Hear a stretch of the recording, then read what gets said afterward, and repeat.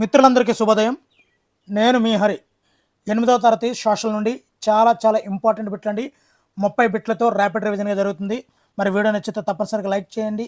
ఇప్పటివరకు మన ఛానల్ని సబ్స్క్రైబ్ చేసుకోకపోతే సబ్స్క్రైబ్ చేసుకోండి. ఇవన్నీ కూడా చాలా ఇంపార్టెంట్ బిట్లు 8th క్లాస్ నుంచి. చట్టం ముందు వ్యక్తులందరూ సమానమే అనే భావనను తెలుపు భావన ఏమిటి? ఆన్సర్ ఆప్షన్ 3 సమన్యాయ పాలన.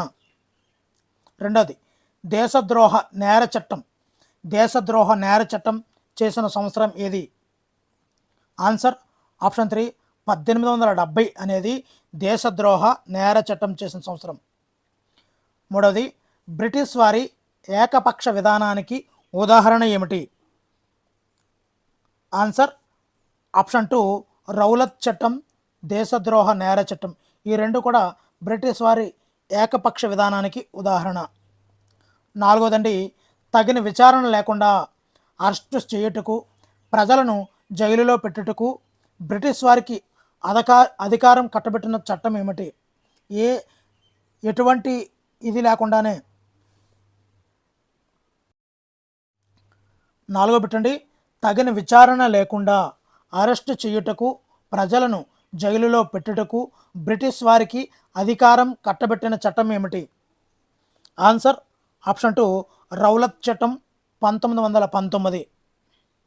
ఐదవదండి రౌలత్ చట్టం అమల్లోకి వచ్చిన తేదీ ఏమిటి? ఆన్సర్ 1919 మార్చి 10వ తేదీ. 1919 మార్చి 10 రౌలత్ చట్టం. రౌలత్ చట్టంకు వ్యతిరేకంగా ఆందోళనలు చురుకుగా జరిగిన రాష్ట్రం ఏమిటి? ఆన్సర్ పంజాబ్ అండి. పంజాబ్లో రౌలత్ చట్టంకి వ్యతిరేకంగా ఆందోళనలు బాగా జరిగాయి. రౌలత్ చట్ట వ్యతిరేక ఆందోళనలో పాల్గొన్నందుకు 1919 ఏప్రిల్ 10న అరెస్టు చేయబడింది ఎవరు? Answer option 2 doctor Satyapal. కరెక్ట్గా మార్చి 10న స్టార్ట్ అయింది, ఏప్రిల్ 10ని అరెస్ట్ చేశారండి సత్యపాల్ని. ఎనిమిదవది రౌలత్ చట్టానికి వ్యతిరేకంగా పంజాబ్లో సమావేశం జరిగిన ప్రదేశం ఏది? ఆన్సర్ జలియన్ వాలాబాగ్. అమృత్సర్లో ఉన్నటువంటి జలియన్ వాలాబాగ్ రౌలత్ చట్టానికి వ్యతిరేకంగా ఈ పంజాబ్లో సమావేశం అయితే జరిగిందండి. మరి జలియన్ వాలాబాగ్ బహిరంగ సభ జరిగిన రోజు ఏమిటి? Answer 1919 April 13. చాలా ఇంపార్టెంట్ బిట్లండి. తప్పనిసరిగా అయితే లైక్ చేయండి. ఇలా లైక్ చేయడం వల్ల ఎంతోమందికి వీడియో షేర్ అవుతుందండి. జలియన్ వాలాబాగ్ బహిరంగ సభలో ప్రజలపై కాల్పులు జరిపించినటువంటి పోలీస్ అధికారి పేరు ఏమిటి? Answer option 2 General Dyer. 11వది ఈ క్రింది వానిలో సమన్యాయ పాలనకు సంబంధించి సరైన వాక్యాలు గుర్తించము. ఆన్సర్ పైవన్నీ కూడా సరైనవేనండి. మరి వ్యక్తులందరూ కూడా చట్టం ముందు సమానమే. ప్రభుత్వ అధికారైన, సంపన్నుడైన, దేశ అధ్యక్షుడైన ఎవరైనా చట్టానికి అతీతులు కారు. ఏదైనా నేరం చేసినప్పుడు లేదా చట్టాన్ని ఉల్లంఘించినప్పుడు నేరాన్ని నిర్ధారించే ప్రక్రియ, దాన్ని అనుసరించి ఒక నిర్దిష్టమైనటువంటి శిక్ష ఉంటుంది. వ్యక్తుల మతం, కులం లేదా లింగం ఆధారంగా చట్టం అనేది వివక్షత అయితే చూపించదండి. 12వది బ్రిటిష్ వారి ఏకపక్ష విధానానికి ఉదాహరణగా నిలిచినటువంటి రౌలత్ చట్టం గురించి సరికానిది ఏమిటి? చాలా ఇంపార్టెంట్ అండి. ఇక్కడ అన్నీ కూడా కవర్ అయిపోతుంటాయి. మరి జలియన్ వాలాబాగ్లో మారణకాండ జరిగిన రోజు 1919 ఏప్రిల్ 13 అనేది సరైనది కాదండి. ఇందాక ఆల్రెడీ చెప్పాను. ఇక్కడ చూద్దామండి. మరి ఈ రౌలత్ చట్టం అనేది 1919 మార్చి 10 నుండి అమల్లోకి వచ్చింది. ఈ చట్టంకు వ్యతిరేకంగా నిరసనలు అయితే పంజాబ్లో తీవ్రంగా అయితే జరిగాయండి. మరి పంజాబ్లో ఏప్రిల్ 10న ఈ చట్టంను వ్యతిరేకించినందుకు గాను అరెస్ట్ చేసింది సత్యపాల్, సైఫుద్దీన్ కిచ్లు. వీళ్ళిద్దరిని అయితే అరెస్ట్ చేస్తారండి. మరి జలియన్ వాలాబాగ్ మారణకాండ జరిగిన రోజు ఎప్పుడు మీకు తెలిస్తే తప్పనిసరిగా అయితే కామెంట్ చేయండి. ఆల్రెడీ చెప్పడం జరిగింది, మళ్ళీ బ్యాక్కి వెళ్లకుండా మీరు ఆన్సర్ చేయగలగాలి, అది నా ఉద్దేశం. 13వది జలియన్ వాలాబాగ్ దుర్ఘటనకు సంబంధించి క్రింది వాక్యాలు పరిశీలింపుము. మరి ఆన్సర్ ఆప్షన్ 1 అండి. ఏబీసీలన్నీ కూడా సరైనవే.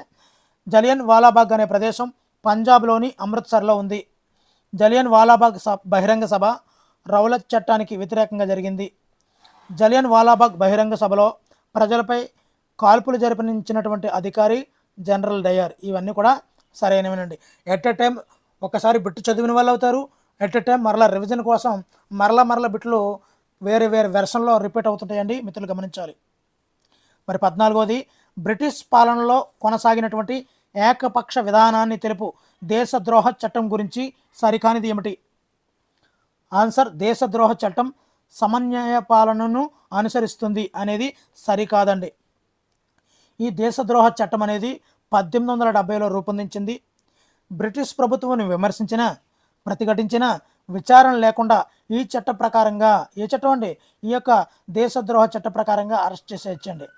మరి ఈ చట్టం ద్వారా సరైన సాక్ష్యాధారాలు లేకపోయినా కూడా ఎవరినైనా అరెస్ట్ చేయొచ్చండి.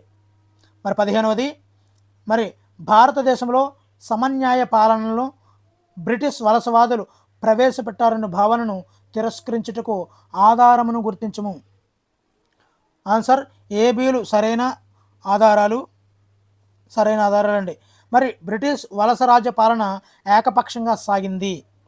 బ్రిటిష్ ఇండియాలో న్యాయరంగ అభివృద్ధిలో భారత జాతీయవాదులు ప్రముఖ పాత్ర వహించారు. ఇవి రెండు కూడా సరైనవేనండి. నెక్స్ట్ 16వది, చట్టం వ్యక్తులందరికీ సమానంగా వర్తిస్తుందనే భావనను తెలియచేయనిది ఏమిటి? ఆన్సర్, ఆప్షన్ 2 సమన్యాయ పాలన. 17వదండి, భారతదేశం గణతంత్రంగా మారిన రోజు ఎప్పుడు?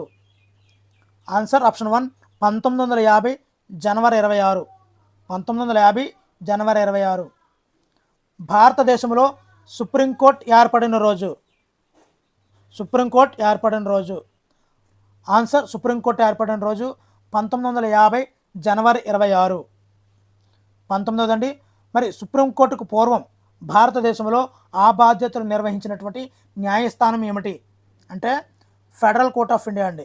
సుప్రీంకోర్టు ప్లేస్లో బిఫోర్ ఈ యొక్క ఫెడరల్ కోర్ట్ ఆఫ్ ఇండియా అనేది ఉండేది. 20వది, ప్రస్తుతం సుప్రీంకోర్టు భవనం గల ప్రదేశం ఎక్కడ ఉంది? ఆన్సర్, ముద్రా రోడ్, న్యూఢిల్లీలో ఉందండి. ముద్రా రోడ్, న్యూఢిల్లీలో ఉంది. ఇవన్నీ కూడా చాలా ఇంపార్టెంట్ బిట్లు అండి. తప్పనిసరిగా అయితే లైక్ చేయండి. మరి ఎంత ఎఫర్ట్గా చెప్పినా కూడా మీరు లైక్ చేయకపోతే వీడియో అనేది షేర్ అవ్వదండి. దయచేసి మా యొక్క ఎఫర్ట్స్ని అయితే గుర్తించండి. మరి సుప్రీంకోర్టు యొక్క మొదటి ప్రధాన న్యాయమూర్తి ఎవరు? ఆన్సర్, ఆప్షన్ 4 హరిలాల్ జే కానియా. 22వది, సుప్రీంకోర్టు ప్రస్తుతం గల భవనంలోకి మారిన సంవత్సరం ఏది? ఆన్సర్, ఆప్షన్ 4 1958లో సుప్రీంకోర్టు ప్రస్తుత భవనంలోకి మారింది. 1958. 23వది, సుప్రీంకోర్టు స్థాపించినప్పుడు ఈ క్రింది ప్రదేశం నుండి విధులు నిర్వర్తించింది? ఆన్సర్, ఆప్షన్ 2 పార్లమెంట్ హౌస్లోని ఛాంబర్ ఆఫ్ ప్రిన్సెస్. పార్లమెంట్ హౌస్లో ఛాంబర్ ఆఫ్ ప్రిన్సెస్ నుండి ఈ యొక్క విధులను అయితే నిర్వర్తించేదండి. 24వది, 1937 1949 మధ్య భారతదేశంలో అత్యున్నత న్యాయస్థానంగా వ్యవహరించినది ఏమిటి? Answer, federal court of India. Before supreme court ముందుగా ఈ యొక్క ఫెడరల్ కోర్ట్ ఆఫ్ ఇండియా ఉండేది అని చెప్పడం జరిగింది. ఆ ఫెడరల్ కోర్ట్ ఆఫ్ ఇండియా ఈ యొక్క అత్యున్నత న్యాయస్థానంగా వ్యవహరించేదండి. 25వది, ఫెడరల్ కోర్ట్ ఆఫ్ ఇండియా యొక్క చివరి ప్రధాన న్యాయమూర్తి ఎవరు? ఆన్సర్, ఆప్షన్ 2 హరిలాల్ జే కానియా. మరి వీడియోని చూస్తున్నారు కానీ లైక్ చేయడం లేదండి. మీరు ఇచ్చే లైక్ కామెంట్లు మాకు బహుమానాలు. ఈ క్రింది వానిలో న్యాయ వ్యవస్థ యొక్క విధి కానిది ఏమిటి? ఆన్సర్, ఆప్షన్ 4 చట్టాన్ని సవరించి నూతన చట్టాల రూపకల్పన అనేది ఇక్కడ న్యాయ వ్యవస్థ యొక్క విధి కానిదండి. మరి న్యాయ వ్యవస్థ యొక్క విధులు చూద్దాం. వివాదాలు పరిష్కరించడం, న్యాయ సమీక్ష నిర్వహించడము, చట్టాన్ని సమర్థించడము, ప్రాథమిక హక్కులను అమలు చేయడం అనేది న్యాయ వ్యవస్థ యొక్క విధులండి. 27వ బిట్టండి, ఈ క్రింది వానిలో సుప్రీంకోర్టు గురించి సరైన వాక్యాలు గుర్తించము.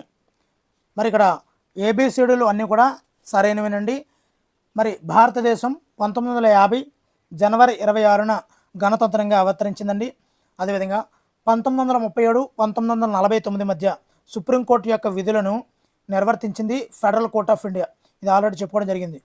సుప్రీంకోర్టు భారత రాజ్యాంగం ప్రకారము 1950 జనవరి 26 అండి, ఇక్కడ రంగు పడ్డది, 26న ఏర్పడింది. భారతదేశం యొక్క సుప్రీంకోర్టు అండి. మరి సుప్రీంకోర్టు 1958 వరకు పార్లమెంట్లోని ఛాంబర్ ఆఫ్ ప్రిన్సెస్ నందు తమ విధులను అయితే నిర్వర్తించిందండి.